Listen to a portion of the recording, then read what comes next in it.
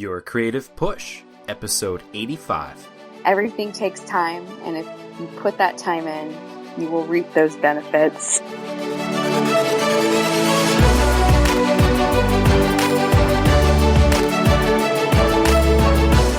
Welcome to Your Creative Push, the podcast that pushes you to pursue your creative passions. I'm your host, Youngman Brown, and my guest today is Stef Azevedo.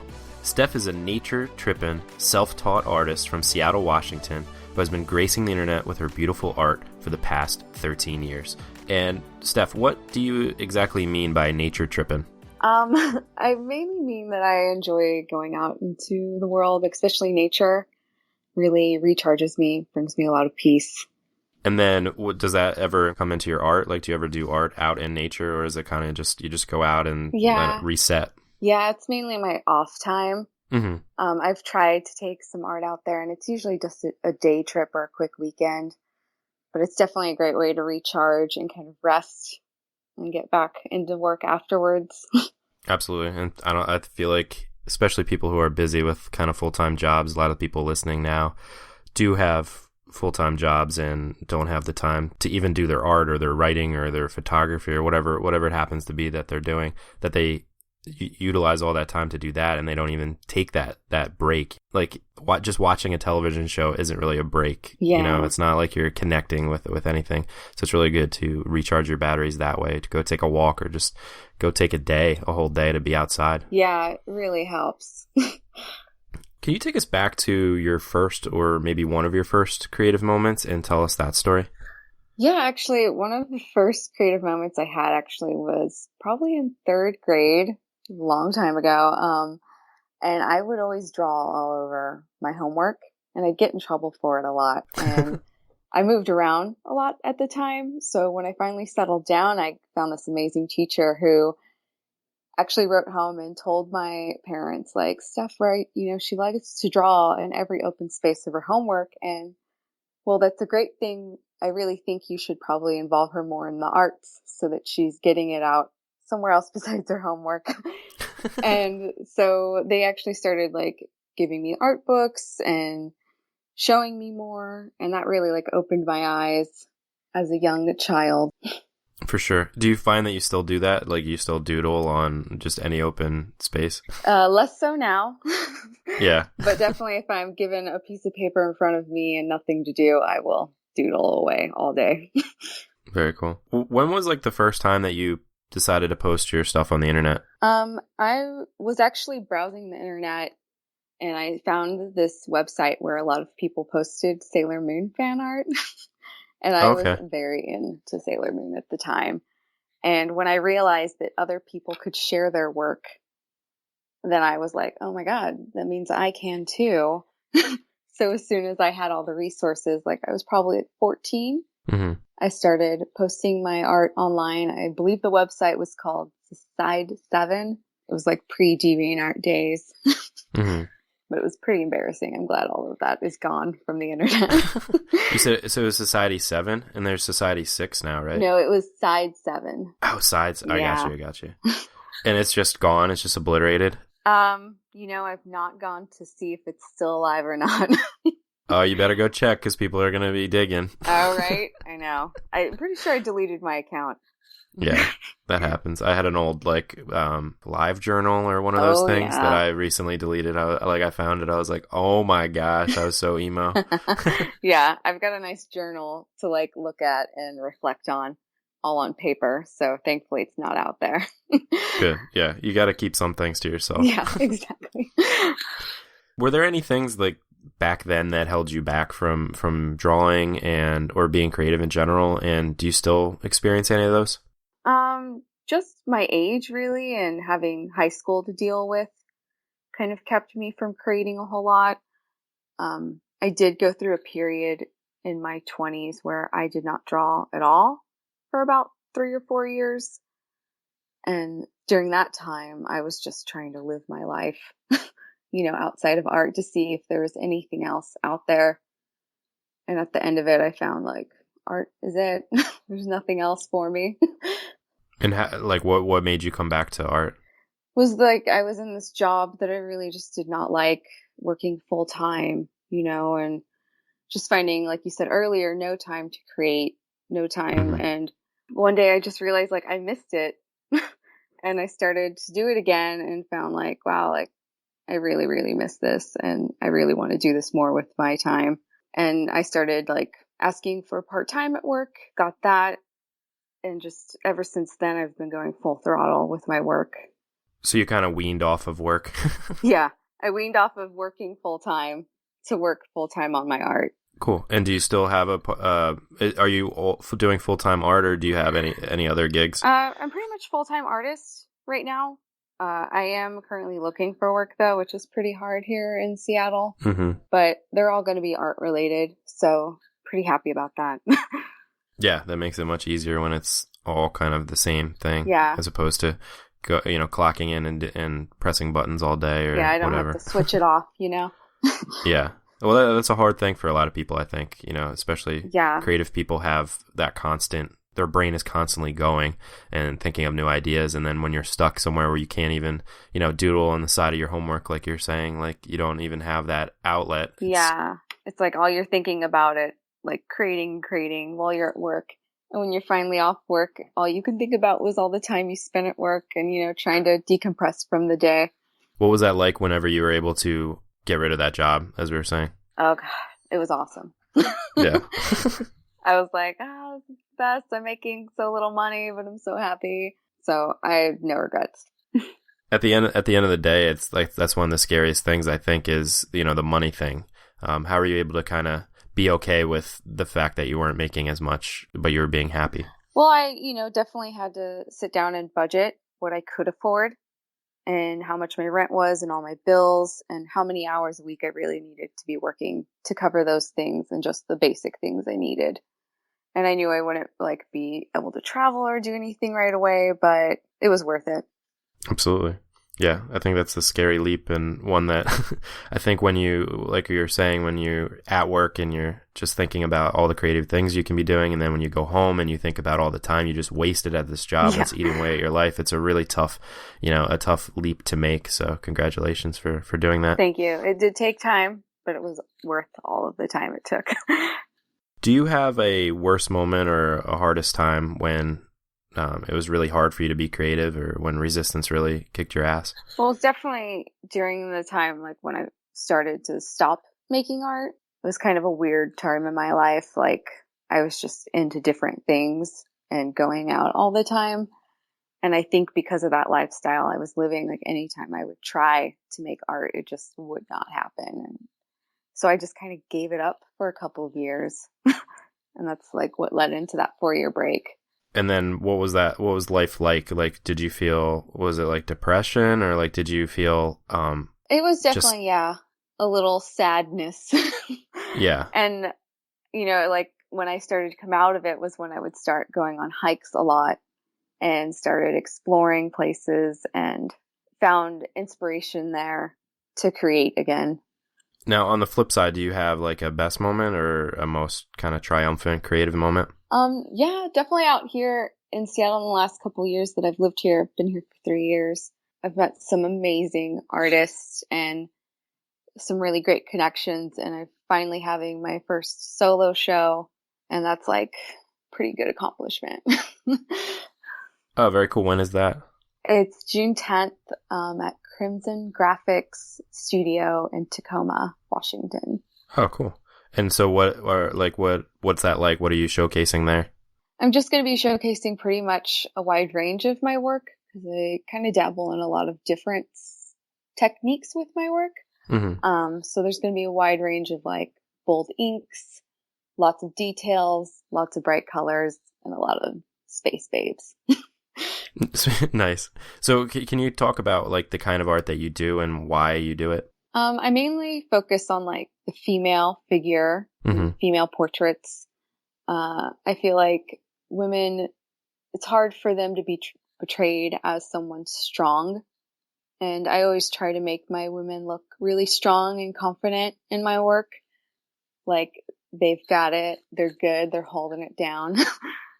And I also really enjoy like magical elements. So I try to make them look very magical girl.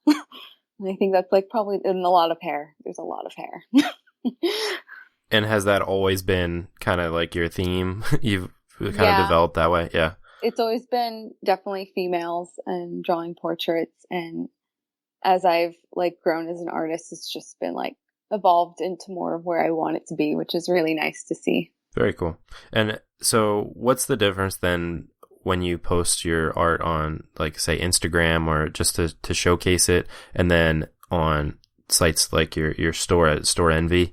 How do you decide what goes where, and does everything kind of go, like, how does that work for your business that way? I definitely gauge popularity of my work on Instagram, which is hard not to do. Mm-hmm.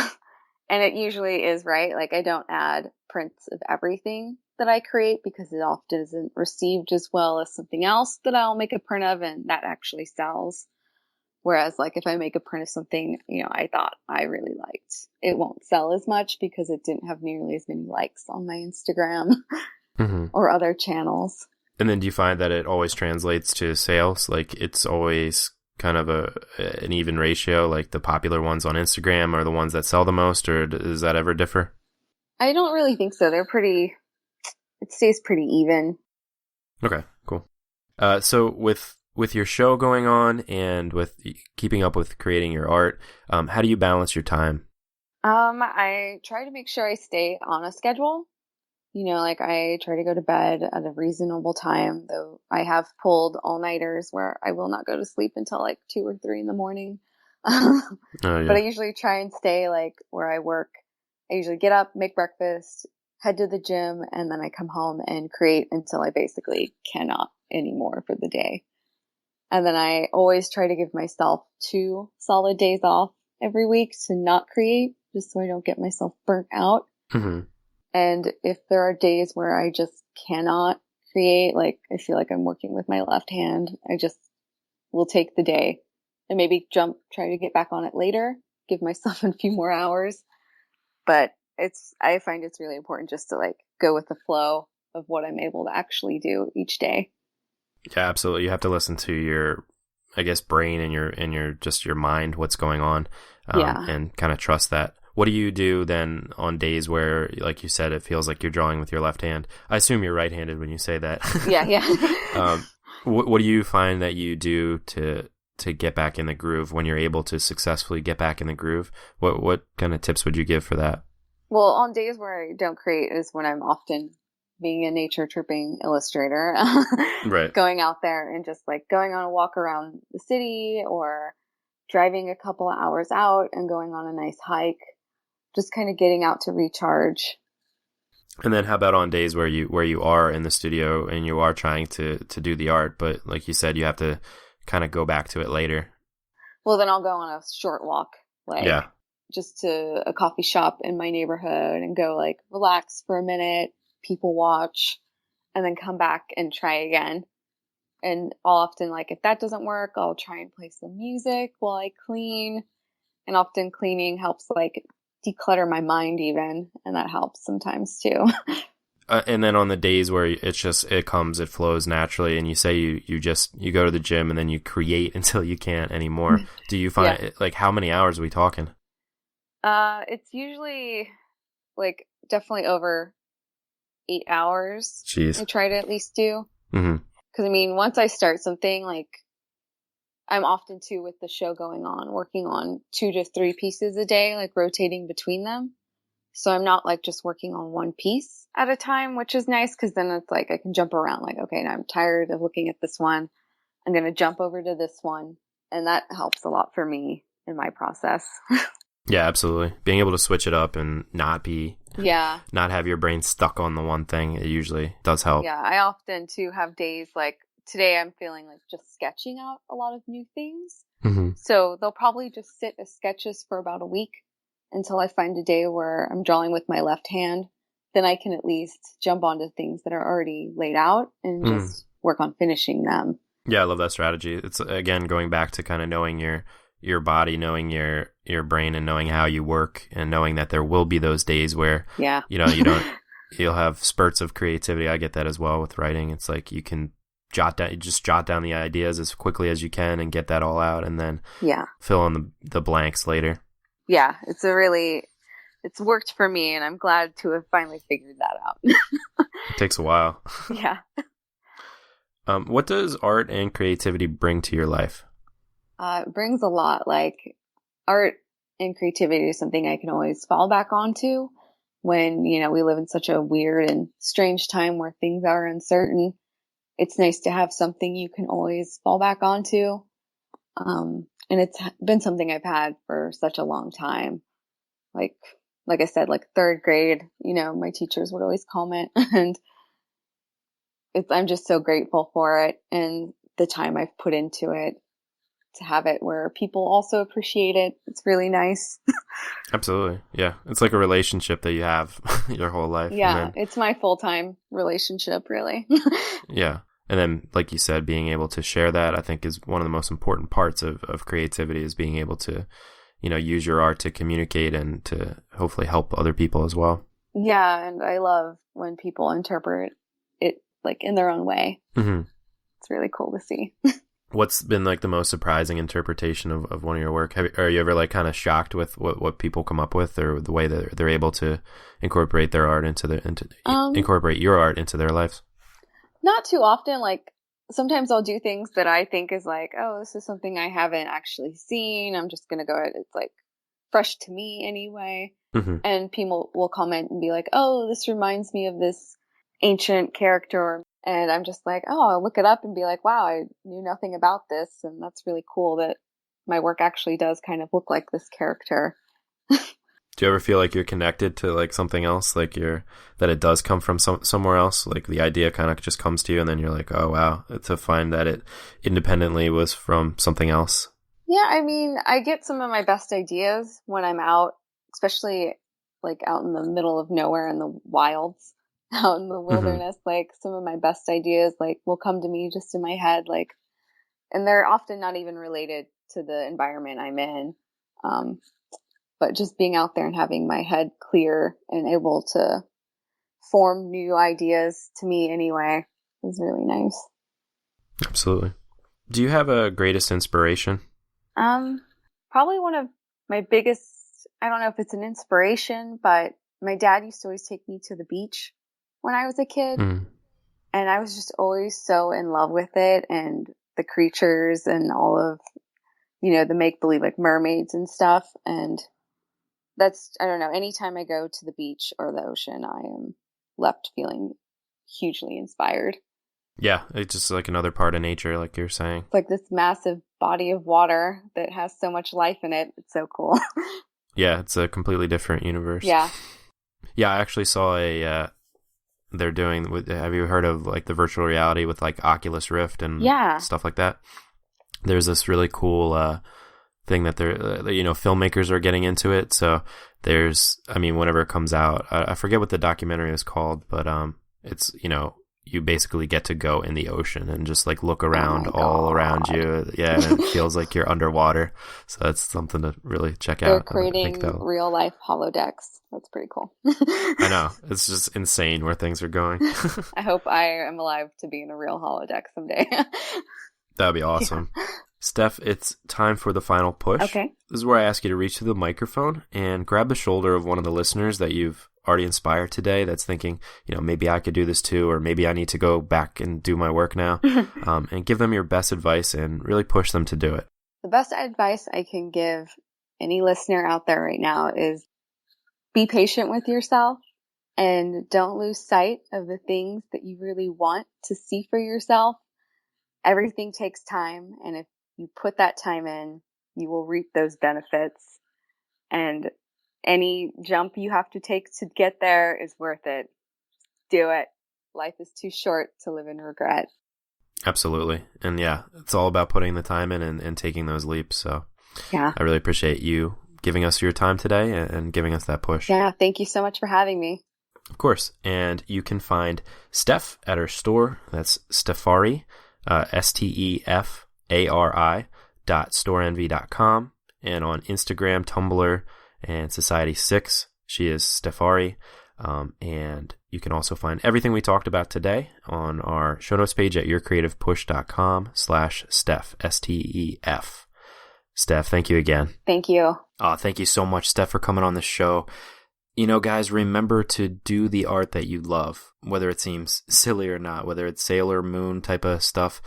It will eventually evolve into something else. And even if you do take a kind of 2 or 3 or 10-year break from art, which a lot of you have actually reached out to me telling me that you have, and this show has kind of helped you to put you back on track, it's totally cool to get back into it whenever you want. Just like Steph took a 2 or 3 year break, the art kind of kept calling to her, you know, it does that to you. It says, come back, like there's nothing else for you. Even if you are down another path, there's always room for art in your life. And I love that Steph was able to refine that and look at where it's brought her. A full-time professional artist doing exactly what she loves. I love it. That's what this show's all about. And what this show is also about is 5-star ratings and reviews from you, which I appreciate. Kelly McD said, so awesome. I just found this podcast and it is helping me get through long studio days. I'm a student in illustration and your podcast keeps me motivated and excited about making art every day. Brandon M. Williams said, everyone needs the push. Great content. This will get a lot of people over that creative hump day. Betty Nato said, great look into the creative process. I love hearing about other people's creative journey, and if you do, this is the podcast for you. Mr. Hez from the United Kingdom said, great listen for creators. It's hard to stay inspired as a creator, and this show closes that gap. Your creative push will keep you creating every day. And Maynard and Quilter said, I make contemporary quilts. I used to also weave and knit, but had to stop weaving due to physical issues. My knitting has fallen away, but I do want to pick it up again. I love the quilts I make. I like to push myself, yet I can still get stuck in that black hole of inaction that exists between an idea and implementation. Like many women, I also feel I need to get everything else taken care of before I can sit down to either come up with a concept or, if I have it, to sit at the sewing machine and work at one piece. It was during my latest time of being stuck that I found this podcast. I am new to listening to podcasts while sewing, and I've listened to a few of your shows, and I'm delighted with not only the suggestions, but the wonderful kinds of encouragement to stay calm and keep on going. There aren't many people around who can do that, so thank you. I am now a subscriber. Well, we are very happy to have you as a subscriber, and thank you so much for that really, really nice rating and review to everyone who left us one. I really appreciate it. It's, as you know, it really helps to push the podcast forward, and it really helps to push and motivate me as well. So I can't tell you how much that means to me. Whenever my heart kind of skips a beat every time I see a notification that I got a new rating and review, because that's the reason I'm doing it. So thank you so much, guys. I love you. And on tomorrow's show, we have Cinzia Angelini. I definitely suggest that you pick a subject that is dear to you and is very personal, and that will bring the strength to it, and people will feel that it's something that you really care about, and they will feel your determination in bringing that project to the end. Cinzia is the director and creator of a new short film called Mila, which is a very, very special film. She and 250 other collaborators from 25 different countries are working on this film and putting in their spare time to create this really beautiful looking film with a really positive message, and I can't wait for you guys to hear all about it tomorrow. It is honestly very, very inspiring. But that is for you tomorrow, and that's all I got for you today. So hopefully you were inspired to go and get your work done. So go and get it done. Thank you so much for listening, and we will catch you tomorrow if you need that push again. Have a great day, everybody. Bye.